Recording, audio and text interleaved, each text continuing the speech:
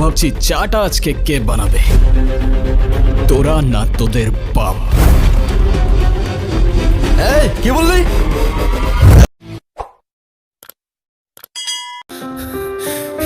এই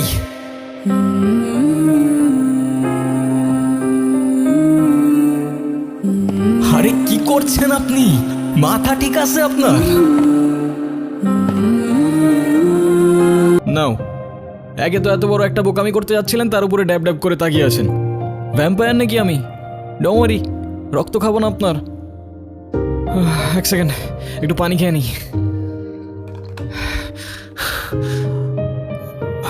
দেখেন, আমি জানি না আপনি কে, তবে এতটুকু জ্ঞান তো দিতেই পারি যে আপনার কষ্ট যতদিন আপনার ভেতরে চেপে রাখবেন না, সেটা বিষ হয়ে ভেতর থেকে আপনাকেই খেয়ে ফেলবে।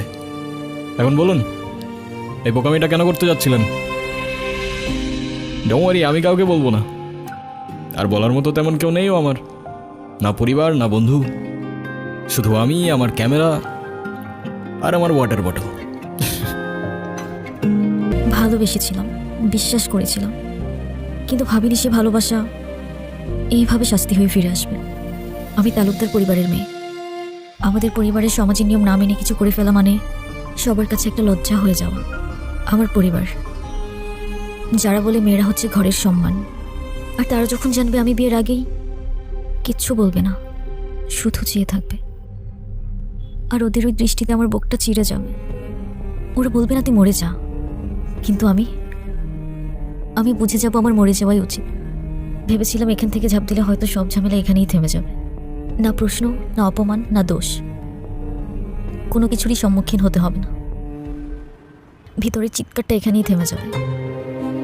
এখান থেকে ঝাঁপ দিলে আপনার চিৎকার থেমে যাবে সে ব্যাপারে তো কোনো সন্দেহ নাই, কিন্তু যার জন্য আপনি এখানে আসলেন সে তো দিব্যি ঘুরে বেড়াবে, রাইট? কোথায় সেই হারামজাদারা? কোথায় আপনার বয়ফ্রেন্ড? কোথায় সে? তাহলে তো আমার সব প্ল্যান শেষ। চাইনায় 6 মাসের প্রজেক্ট, এটা আমার জন্য খুবই দরকার। এটাতে যদি আমি ঢুকতে পারি না, তাহলে পুরা লাইফ সেট। তুই তো জানোস ও তোর উপর কতটা নির্ভর করে। ও বলছে যে তুই যদি এখন চলে যাস ও নিজেকে শেষ করে ফেলবে। এটা বলছে?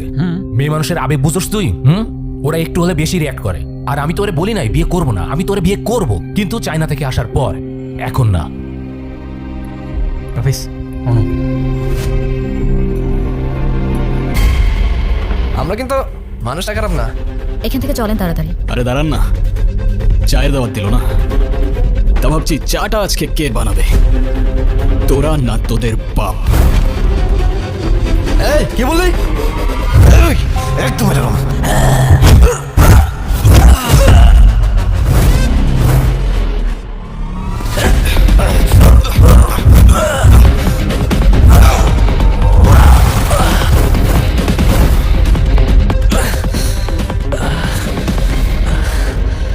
কিরে, লিকারটা কেমন ছিল? করা ভাই।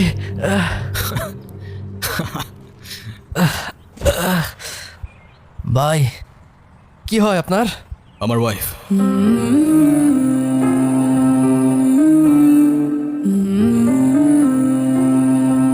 সম্পর্কের কিছু ডাক মাঝে মাঝে মানুষকে অদ্ভুত আনন্দ দেয়। আসলে যা সত্য সেটাই সুন্দর।